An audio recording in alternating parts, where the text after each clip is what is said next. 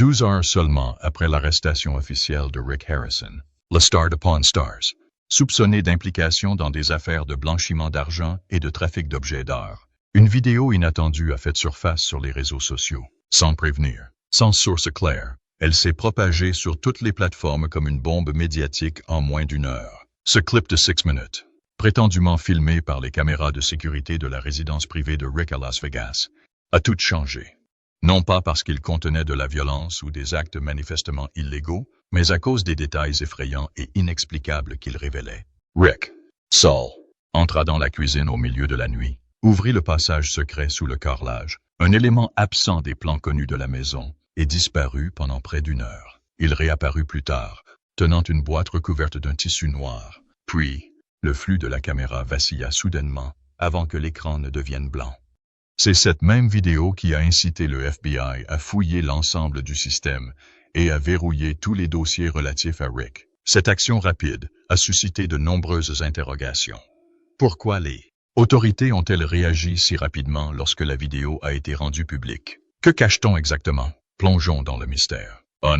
Les derniers instants.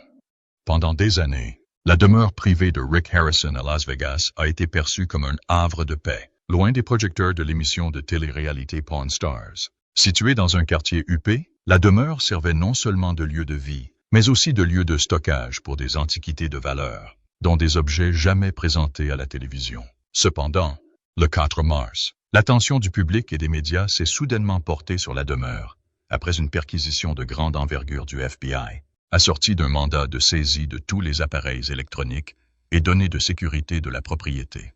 Ce que peu de gens savaient à l'époque, c'est que le FBI ne recherchait pas seulement des documents financiers, mais qu'il s'intéressait particulièrement au système de surveillance interne. Ce même système avait enregistré par inadvertance une série d'activités étranges dans les jours précédant l'enquête. Rick Harrison, connu pour son attitude calme et amicale à la télévision, est soudain devenu le personnage central d'un enregistrement de surveillance, censé contenir des preuves de possession et de dissimulation illégale d'objets. Selon des sources internes, le système de sécurité de la demeure de Rick était loin d'être ordinaire. Installé il y a 3 ans par une société de sécurité sous contrat avec des banques internationales, il comprenait plus de 20 caméras avec vision nocturne infrarouge, stockage de données cryptées dans le cloud et enregistrement audio dans toute la maison principale, les couloirs et le sous-sol. Il a fallu près de 6 heures au FBI pour saisir et sauvegarder l'intégralité des données du système. Un délai qui souligne son importance pour l'enquête. Les images extraites ont révélé des pertes de signal ponctuelles sur certaines caméras, notamment celle du sous-sol derrière la cuisine, entre le 26 février et le 3 mars, quelques jours seulement avant la perquisition officielle. Cette perte de signal ponctuelle, qui n'affectait que les caméras du sous-sol et de la cuisine, toutes les autres fonctionnant normalement, a fait suspecter une interférence interne. Ce phénomène ne correspondait pas à des problèmes logiciels ou de transmission.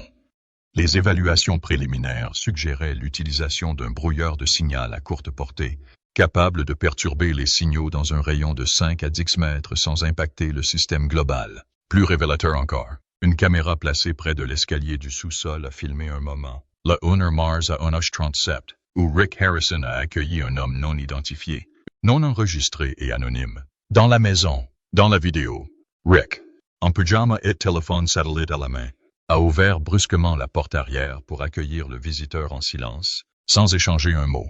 Les 2 hommes ont ensuite disparu du champ de la caméra pendant plus de 40 minutes, précisément au moment où les caméras du sous-sol et de la cuisine se sont éteintes. Ce détail inattendu n'a pas été mentionné dans le témoignage de Rick aux autorités lors de sa convocation le 6 mars. Dans le rapport officiel du FBI, Rick a affirmé n'avoir reçu aucune visite imprévue entre le 28 février et le 4 mars et a déclaré être seul chez lui et ne pas recevoir d'invités. Interrogé sur les perturbations des caméras, il a semblé surpris et a attribué le problème à une panne de courant temporaire.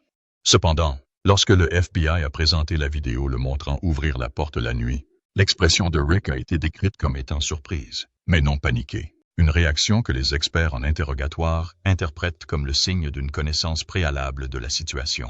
L'un des événements les plus choquants est survenu lorsque cette vidéo a fuité sur un forum anonyme connu pour partager des informations classifiées. La vidéo, mise en ligne le soir du 8 mars, 2 jours seulement après la saisie des données par le FBI, était intitulé « Séquence 040 et 1 pawn LV » et horodaté à 1H30 et 1H37, le 1 Air Mars, correspondant au moment où Rick a ouvert la porte à l'homme non identifié.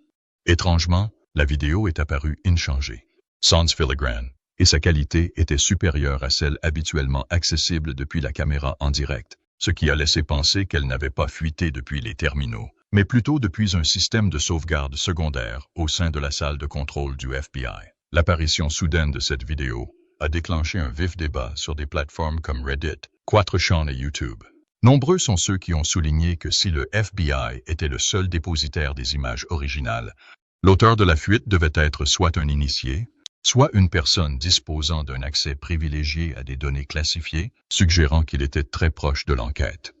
L'incident a rapidement fait passer le récit d'une simple perquisition à une faille de sécurité informatique, soulevant de sérieuses questions sur la transparence au sein du FBI et la possibilité qu'il s'agisse d'une opération coordonnée visant Rick Harrison, une personnalité publiquement considérée comme un homme d'affaires modèle, jouissant d'une forte influence médiatique et d'un large soutien public. En analysant les images extraites, les enquêteurs ont découvert de nombreuses irrégularités dans le comportement de Rick Harrison au cours des 10 jours précédant la perquisition. Il avait tendance à quitter sa chambre tard le soir, à arpenter la cuisine dans le noir, à utiliser fréquemment un téléphone satellite plutôt que son appareil mobile habituel et à toujours verrouiller la porte du sous-sol, même s'il vivait seul. Le système de surveillance a enregistré qu'il passait plus de temps dans la cuisine et le sous-sol que dans sa chambre, un comportement inhabituel que le FBI a interprété comme un signe d'organisation, de dissimulation ou d'inventaire de biens. Toutes ces anomalies, combinées aux images divulguées, ont renforcé les soupçons selon lesquels la demeure de Rick Harrison était bien plus qu'une simple résidence. Elle aurait pu servir de plaque tournante à une opération bien plus complexe, et la vidéo divulguée pourrait n'être qu'un premier indice pointant vers la vérité. 2. Que contenait la vidéo? La vidéo durait exactement 6 minutes et 12 secondes, sans cri, sans coup de feu, sans aucun signe visible de violence. Pourtant, c'était le silence inquiétant qui régnait à chaque image qui créait un profond malaise. Ce qui était filmé n'avait pas besoin d'horreur hollywoodienne. C'était froid, silencieux et tranchant comme une lame. Dans le premier segment, Rick Harrison est apparu dans la cuisine à 1h28 du matin, vêtu d'un t-shirt gris froissé, d'un pantalon de pyjama et pieds nus. Les lumières de la cuisine étaient éteintes. Seule la faible lueur d'un plafonnier encastré au-dessus de l'îlot central éclairait l'écran. Il n'a pas regardé la caméra dans les yeux, n'a pas parlé et n'a montré aucun signe d'inquiétude apparente, mais son regard était vague, fixé intensément sur l'écran de son téléphone, comme s'il attendait un signal. Après être resté immobile pendant environ 40 secondes, Rick s'est lentement dirigé vers le réfrigérateur, non pas pour l'ouvrir ni pour prendre quoi que ce soit, mais pour se tenir contre lui. Il s'est accroupi, et un léger clic s'est fait entendre. La vidéo le montrait en train de tourner subtilement un loquet caché près de la base du réfrigérateur. Suite à cette action, une partie du carrelage près de l'îlot central, indiscernable du reste du sol, s'ouvrit silencieusement, révélant une petite trappe avec un escalier en béton descendant. La trappe s'ouvrit silencieusement, sans bruit de moteur ni de bruit d'air. Rick sortit une puissante lampe torche d'un tiroir de la cuisine, la régla pour émettre une lumière rouge, couramment utilisée pour éviter la détection par les caméras infrarouges, et descendit lentement l'escalier. La caméra, perchée près de l'armoire à vin, captura son ombre disparaissant dans la trappe. Entre le moment où Rick disparut au sous-sol et sa réapparition, 47 minutes exactement s'écoulèrent, clairement indiquées par l'horodatage de la caméra. Lorsqu'il émergea, il portait une grande caisse en bois enveloppée de noir, d'environ 90 cm de long et 30 cm de large, et apparemment lourde. Rick se déplaçait lentement, penché sur le côté, utilisant ses 2 mains pour équilibrer le poids. Il n'y avait aucun signe d'urgence ou de peur dans son attitude. Il marchait calmement dans le couloir en direction de la chambre principale. La caméra du salon montrait Rick ouvrant la porte de la chambre, déposant le carton sur le lit, puis verrouillant la porte derrière lui. Ce qui se passa ensuite fut étrange. La caméra de la chambre, qui avait parfaitement fonctionné la veille, devint soudainement floue et déformée pendant une dizaine de secondes après la fermeture de la porte. L'image devint saccadée, avec des interférences statiques, et le son se déforma, comme affecté par une fréquence étrange. Lorsque le flux de la caméra revint à la normale, le boîtier n'était plus visible sur le lit, et Rick n'était plus dans la pièce. 8 minutes s'étaient écoulées. Il n'y avait aucun signe de sortie de la maison, aucune vidéo de lui déplaçant le boîtier. Des questions ont commencé à surgir. Où était passée la boîte? Et que s'est-il passé dans la chambre pendant les 10 secondes de perturbation de la caméra? Les experts techniques qui ont examiné la vidéo, dont une équipe indépendante de récupération de données à Atlanta, ont suggéré que la perturbation du signal pourrait avoir été causée par un dispositif de brouillage portable, du type couramment utilisé dans les opérations militaires ou de contre-espionnage. Ces dispositifs peuvent aveugler les caméras dans un rayon de 10 à 15 mètres pendant de courtes périodes et ne laisser aucune trace physique s'ils sont désactivés immédiatement après utilisation. Le fait que l'interférence du signal ait duré précisément 10 secondes suggère fortement que quelqu'un, peut-être Rick ou un complice, savait précisément comment manipuler le système pour masquer des moments critiques. Un détail qui a particulièrement retenu l'attention des analystes vidéo était l'expression du visage de Rick lorsqu'il est sorti du sous-sol.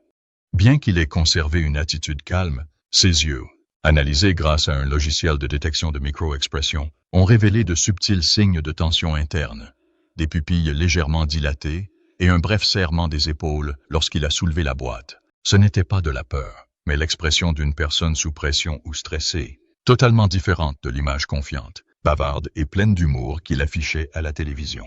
Dans ces images, Rick Harrison apparaît comme un homme complètement différent, calme, posé et maîtrisant parfaitement chacun de ses mouvements. Une autre découverte cruciale a été le faible bruit de fond tout au long de la vidéo. Initialement passé inaperçu, une analyse plus approfondie des fréquences inférieures à 100 Hz a révélé un grondement sourd d'environ 3 secondes, suspecté d'être une parole humaine. Un logiciel de reconnaissance audio l'a identifié comme une voix masculine, parlant peut-être turc ou un dialecte du sud de la Chine. La phrase partielle détectée était « hazırlan », un mot turc qui peut se traduire par « prêt » ou « préparé ». Cela correspondait à de précédents rapports d'Interpol concernant des communications cryptées entre membres de réseaux de contrebande d'artefacts transasiatiques, où « hazırlan » avait été utilisé comme signal pour confirmer des transactions conclues. Ce détail a été l'une des raisons pour lesquelles le FBI a décidé de ne pas rendre publiques les images. Bien que la vidéo ne montre aucune preuve évidente d'un crime, chaque élément, des bruits étranges au dispositif de brouillage suspect, en passant par la manipulation de la boîte par Rick et le discours étranger, laissait fortement penser à une opération illégale organisée. Il n'y avait aucune séquence montrant Rick échangeant de l'argent ou déplaçant physiquement des objets volés, mais ses actions montraient clairement qu'il savait exactement ce qu'il cachait et comment le dissimuler. Il ne s'agissait pas d'un acte impulsif, mais d'une séquence d'étapes soigneusement exécutée, sans erreur. Lorsque la vidéo a fuité, les spectateurs n'ont vu ni sang, ni victims, ni descentes de police. Ce qu'ils ont vu, ou plus précisément ressenti, c'est le sentiment accablant que quelque chose d'immense était dissimulé. À travers la faible luminosité, les bugs de la caméra et les mouvements calculés de Rick, les images ont révélé une histoire bien au-delà de la vie d'une star de télé-réalité. C'était l'histoire d'un homme qui aurait utilisé sa maison comme centre de commandement pour un complot hors la loi, possiblement à l'échelle mondiale. Et si une seule vidéo pouvait révéler autant de choses, combien de secrets restent-ils encore enfouis dans le système de sécurité du manoir? Toujours sous clé du FBI? 3. Les raisons pour lesquelles le FBI n'ose pas diffuser la vidéo. Il n'y a aucun coup de feu. Aucune preuve évidente d'objets inhabituels. Aucune transaction. Pourtant, ce qui rend la vidéo de surveillance de la résidence privée de Rick Harrison si obsédante, non seulement pour les spectateurs, mais aussi pour les enquêteurs fédéraux, c'est son organisation, son intention délibérée et la précision glaciale de chacun de ses actes. Pour le FBI, il ne s'agit plus d'un vague soupçon d'un individu se livrant à des activités financières troubles. Dès que les images montrent un Rick descendant au sous-sol et revenant avec une boîte en bois, l'enquête est entrée dans une nouvelle phase, confirmant la possibilité qu'il soit un maillon clé d'un réseau clandestin international. Le premier élément de preuve réside dans la manière dont Rick a manipulé l'objet suspecté d'être un artefact. En près de 35 secondes, la caméra du couloir a clairement filmé Rick. Après avoir apporté la boîte en bois dans la chambre, puis être retourné à la cuisine avec une paire de gants en latex. Il s'est assis à table, a ouvert un plateau contenant des objets soigneusement enveloppés dans un tissu noir et, avec ses gants, a soigneusement nettoyé un petit objet métallique ressemblant à une statue de Shiva ou à une ancienne figure brahmane khmer. Le matériau semblait doré, plus petit que la paume d'une main, fortement oxydé à sa base.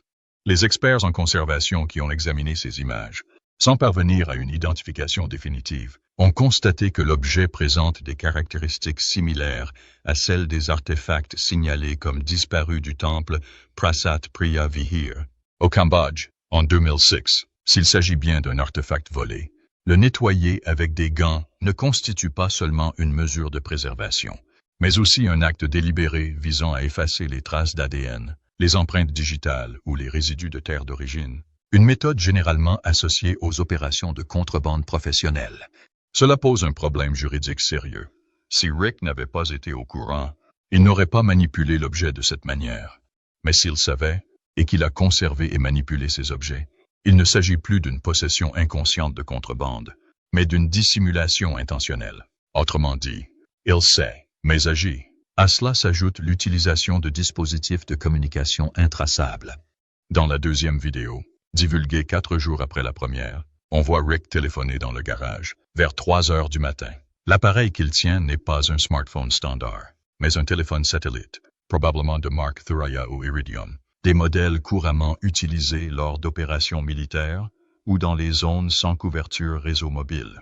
Ces téléphones ne se connectent pas aux réseaux cellulaires nationaux, ne sont pas surveillés par les opérateurs locaux et sont extrêmement difficiles à localiser sans accès satellite. Le FBI a immédiatement signalé ce détail comme un signal d'alarme dans ses archives internes. Plus alarmant encore est le fond sonore de la vidéo. Malgré un cryptage renforcé, il contenait un bref extrait de conversation interrompu par des parasites. Après avoir traité l'audio avec un logiciel spécialisé à Quantico, les techniciens ont découvert une séquence de paroles étrangères initialement suspectées d'être arabes. Cependant, l'analyse phonétique a révélé qu'il s'agissait de turc, probablement un dialecte régional de la région de Gaziantep. Certains mots ont été identifiés. Hadi, allons-y. Elamizd, nous l'avons en main. Etzamaniak, il n'y a pas de temps. Ces expressions correspondent à du langage codé, souvent intercepté dans des appels enregistrés par Interpol, concernant des réseaux de contrebande opérant à la frontière turco-syrienne entre 2012 et 2020. Le chevauchement n'est pas seulement linguistique. Le FBI a également déterminé que, lors d'enquêtes antérieures concernant des objets disparus en Irak, en Syrie et en Égypte, de nombreux envois transportés par voie maritime portaient des codes d'expédition correspondant à une série d'identifiants trouvés dans les courriels internes d'une société détenue indirectement par Harrison, nommée RH Holdings LLC, enregistrée au Nevada mais disposant de comptes intermédiaires à Zurich. Cette société était auparavant classée comme un fonds d'investissement dans les antiquités et l'immobilier, mais avait été signalée par l'IRS, Internal Revenue Service, pour manque de transparence dans ses transferts d'actifs. Tous ces détails, de la boîte aux gants, en passant par le téléphone satellite, le langage audio de fond et les liens avec le vol d'objets d'art international, ne sont pas des incidents isolés, mais s'articulent autour d'une chaîne logique. C'est précisément ce qui a conduit le FBI à classer la vidéo top secret et à s'abstenir de toute diffusion aux médias. Bien qu'elle ne présente aucune violence explicite, la vidéo révèle un niveau d'illégalité organisée, une criminalité transnationale potentielle et, surtout, la probabilité que Rick n'agisse pas seul. Le point crucial qui rend l'affaire sensible est que s'il est confirmé que Rick Harrison n'agissait pas seul, mais en lien avec un réseau international, son profil complet, ainsi que des dizaines de transactions présentées dans l'émission Pawn Stars, devront être réévalués. Ses précédents achats et ventes de milliers d'antiquités d'origine non vérifiée à la télévision ne seraient plus perçus comme du divertissement ou de la négociation informelle, mais pourraient être analysés rétroactivement comme du blanchiment d'argent public déguisé en contenu médiatique. Face à ces risques, le FBI a opté pour une approche de stabilisation médiatique, ne confirmant ni n'infirmant l'authenticité de la vidéo, tout en renforçant la sécurité numérique fédérale de l'affaire. Cependant, une fois l'information divulguée, Internet ne laisse jamais rien s'éteindre. Plus la vérité est occultée, plus la curiosité du public s'enflamme. Alors que des millions de personnes ont déjà visionné la vidéo de 6 Minutes, la question n'est plus de savoir ce que Rick a fait, mais plutôt pourquoi ont-ils si peur que le public voie ce qu'elle contient qu'il la cache si soigneusement. 4. Qui a divulgué la vidéo et pourquoi? Peu après la fuite d'une vidéo de 6 Minutes, Capturant des images de surveillance de la villa privée de Rick Harrison sur un forum anonyme le matin du 11 mars, le FBI a publié un avis interne moins de 24 heures plus tard, ordonnant aux unités concernées de récupérer d'urgence des copies et d'ouvrir une enquête sur la source de la fuite. L'avis décrivait la vidéo comme du matériel non autorisé susceptible d'avoir de graves répercussions sur l'avancement d'une enquête fédérale en cours. Cela a non seulement confirmé l'authenticité de la vidéo, mais a aussi révélé indirectement une grave violation des protocoles de sécurité de haut niveau. La première question choquante pour les observateurs était « Comment la vidéo, extraite du système de surveillance interne du FBI, déjà saisie et scellée, a-t-elle pu être divulguée en qualité HD, dans un format professionnel MXF, et semble-t-elle avoir été méticuleusement montée avant d'être diffusée? » Il ne s'agissait pas d'un acte anodin commis par un amateur. Par conséquent, 3 théories principales ont rapidement émergé parmi les analystes et la communauté en ligne. La première théorie, celle d'un initié du FBI, est considérée comme la plus plausible d'un point de vue technique et logique. Selon des sources proches de l'équipe d'enquête, toutes les données vidéo liées à l'affaire Rick Harrison ont été traitées dans une succursale de récupération numérique à Denver, où opère une équipe de criminalistique numérique de haut niveau. L'accès à la vidéo originale était limité à 4 personnes seulement, 2 agents seniors, un superviseur de criminalistique numérique et un ingénieur informatique externe sous contrat temporaire avec le FBI. Il est à noter que cet ingénieur informatique était le seul membre du personnel non affilié au FBI parmi eux. Un rapport interne divulgué sur la plateforme DarkLeaks, un site connu pour héberger des documents classifiés, a identifié spécifiquement cet individu comme étant MM, un ancien collaborateur en sécurité d'une société d'analyse de données en Virginie qui s'opposait depuis longtemps aux politiques excessives de classification des fichiers du FBI. Bien que personne n'ait confirmé que MM soit le coupable, le moment de la cessation de son accès au système correspond exactement à celui de la mise en ligne de la vidéo. De plus, l'adresse IP initiale utilisée pour télécharger la vidéo remontait à un cluster de serveurs virtuels créé près de son domicile. La théorie suggère que MM aurait pu divulguer la vidéo en signe de protestation contre la rétention d'informations publiques. La théorie 2, un scandale fomenté par un tiers, suggère que si Rick Harrison est effectivement impliqué dans un réseau transnational de contrebande d'antiquités, il est fort probable que des concurrents du monde souterrain soient désireux de le déloger. Le commerce des antiquités fonctionne comme un marché fermé où chaque maillon de la chaîne, des maisons de vente aux transporteurs en passant par les experts, a des intérêts interconnectés. Si Rick avait accumulé ou dissimulé des objets de valeur, ou s'il avait refusé un important contrat clandestin, la diffusion de la vidéo au moment précis de son arrestation par le FBI aurait pu être une manœuvre calculée pour faire table rase. Un utilisateur de la plateforme X, anciennement Twitter, se présentant sous le nom d'Antiquity Insider, a affirmé que la personne à l'origine de la fuite était un courtier en artefacts avec lequel Rick aurait annulé un contrat de 3 millions de dollars en 2022. Bien que l'identité de l'auteur de la fuite ne puisse être vérifiée, des courriels divulgués lors d'un litige commercial entre Harrison et un courtier basé à Berlin l'année dernière faisaient état d'une livraison manquée en provenance des Balkans. Les Balkans sont actuellement un haut lieu du marché illégal des antiquités. La fuite pourrait-elle être une vengeance de la part d'un ancien joueur que Rick aurait trahi? Troisième théorie. Un coup monté de l'intérieur en guise de vengeance. C'est la théorie la plus controversée, mais elle a gagné en popularité en ligne. Un membre de la famille ou un ancien associé, proche de Rick pendant ses années chez Pawn Stars, s'est senti trahi ou exilé et a décidé de riposter. Corey Harrison, le fils de Rick, a récemment déclaré « La famille n'a rien à cacher, sauf les gens qui nous entourent. » Pas si sûr. Cette remarque énigmatique a alimenté les spéculations sur des conflits internes au sein du cercle intime de Rick. Sur Reddit, des utilisateurs ont évoqué un ancien expert qui travaillait en étroite collaboration avec Gold and Silver Pawn Shop, un spécialiste des antiquités, brutalement licencié en 2021 après un audit interne. Cet individu a disparu de la circulation, mais a entretenu une relation étroite avec Rick pendant près de 10 ans. Des questions se posent. Cette personne avait-elle encore accès à distance au système de sécurité? Savait-elle quelle vidéo serait la plus dommageable? Et si oui, s'agissait-il d'une vengeance ultime contre un ancien proche collaborateur? Une coïncidence notable. La vidéo divulguée est apparue le jour même où Rick Harrison était temporairement détenu pour enquête, selon les archives du FBI. Cela a conduit de nombreux experts en cybersécurité à conclure que la fuite était une attaque calculée et opportune, et non un accident. Il s'agissait d'une manière d'attirer l'attention des médias, de faire dérailler le traitement de l'affaire par le FBI et d'exercer une pression publique maximale avant qu'une inculpation officielle ne soit prononcée. D'un point de vue stratégique, cette fuite a été un véritable coup de maître. Au lieu de laisser le FBI diffuser les informations à son rythme, elle a suscité un vaste débat et placé le public aux commandes. Chaque spectateur, analyste et youtubeur devenant ainsi un enquêteur. Une fois l'engouement généralisé, toute divulgation ultérieure du FBI ressemblerait à un rattrapage, le privant de tout contrôle sur le récit. Alors, qui est derrière cette fuite? Personne ne peut le dire avec certitude. Mais une chose est sûre, quel que soit le motif, vengeance personnelle, opposition à l'autorité ou incitation à un scandale commercial, cette grève a été un succès extraordinaire. Et Rick Harrison, autrefois une personnalité familière de la télévision, est désormais au cœur d'une lutte acharnée pour l'information, le pouvoir et la vérité. 5. La réaction de la famille de Rick Harrison.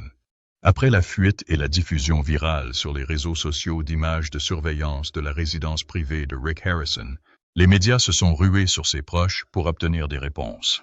Mais au lieu de conférences de presse, de déclarations fortes ou d'efforts pour sauver son image, le public s'est retrouvé confronté à un silence inquiétant et suspect.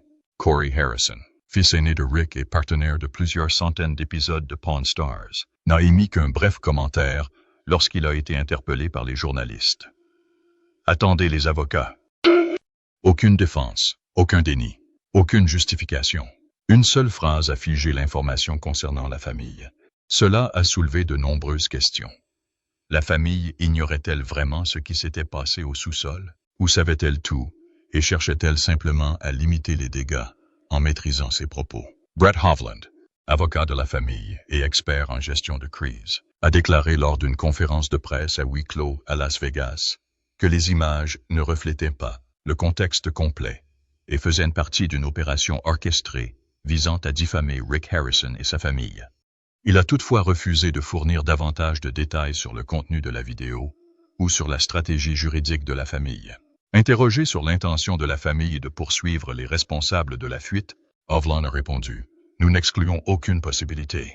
Cette prudence n'a fait qu'intensifier la tension. » L'ex-femme de Rick, Tracy, a déclaré au National Enquirer que Rick n'était pas violent, mais qu'il avait toujours été attiré par les affaires douteuses. « J'ai toujours eu peur qu'un jour tout s'écroule. » Elle a également révélé avoir entendu Rick parler d'une pièce de rangement spéciale dans la maison, mais avoir affirmé ne jamais l'avoir vue ni en connaître l'utilité. C'était la première fois qu'un membre de la famille laissait entendre que quelque chose se cachait sous les apparences de la vie d'une star de la télévision. Ces remarques énigmatiques ont rapidement alimenté les analystes YouTube, les podcasts d'investigation et les milliers de discussions sur Reddit. Certains ont spéculé que Corey savait tout mais préférait rester en dehors de tout cela, tandis que d'autres ont suggéré qu'il négociait pour protéger les actifs restants. Un compte Reddit nommé Pawn Shop Whistle a même allégué que Corey avait engagé sa propre équipe juridique, distincte de celle qui défendait Rick. Cette affirmation, non vérifiée, laisse entrevoir de potentielles dissensions au sein de la gestion de crise. Pour couronner le tout, certains membres de la famille élargie de Rick, dont beaucoup étaient apparus dans Pawn Stars, ont soudainement commencé à vendre des souvenirs liés à l'émission sur eBay et Etsy peu après la fuite de la vidéo. Un cousin anonyme a même mis en vente une montre de poche que Rick lui avait offerte en 2018, avec la description « Un souvenir d'une époque révolue ». Mais les temps ont changé. Cela a suscité des spéculations. Cherchait-il à se distancier d'éventuelles retombées judiciaires ou cherchait-il simplement à rompre avec l'image ternie de Rick? Aux yeux du public, ces réponses fragmentées n'ont fait que renforcer le sentiment que quelque chose clochait profondément dans les coulisses de la maison Harrison. Personne n'a osé déclarer sans équivoque l'innocence de Rick. Personne n'a exprimé de véritable choc ni formulé de réfutation ferme contre les images divulguées. La seule chose qui ressort est un silence calculé, stratégique, guidé par un avocat et, surtout, troublant pour quiconque cherchait à être rassuré. Lorsqu'une famille choisit le silence plutôt que la résistance, le public se demande inévitablement ce qu'elle protège ou ce qu'elle cache. Dans le cas de Rick Harrison, les réponses sont restées cachées, peut-être dans une autre vidéo non encore divulguée ou dans un témoignage non révélé. Mais il est clair que cette crise n'est plus seulement l'affaire privée d'une personnalité de la télévision. Elle s'est répandue dans tous les domaines. Juridique, médiatique, psychologique et familial. 6. La propagation des théories du complot. Dès que les images de surveillance divulguées ont fait surface sur les réseaux sociaux comme Reddit, X, Twitter et YouTube, une vague d'analyse amateur incontrôlable a éclaté. Les internautes ne se sont pas contentés de regarder la vidéo. Ils ont décortiqué chaque image, rembobiné les mouvements à plusieurs reprises, ajusté la luminosité, filtré le son, et même reconstitué la disposition de la maison grâce aux angles de caméra dispersés. En 48 heures, le mot-clé « fuite du sous-sol de Rick Harrison » a dépassé les 20 millions de recherches Google, tandis que le hashtag « Video Harrison » a atteint le top 3 des tendances mondiales sur Twitter. L'une des premières analyses détaillées a été réalisée par un utilisateur de Reddit, /ArtifactSeeker, qui se présentait comme un archéologue anciennement affilié à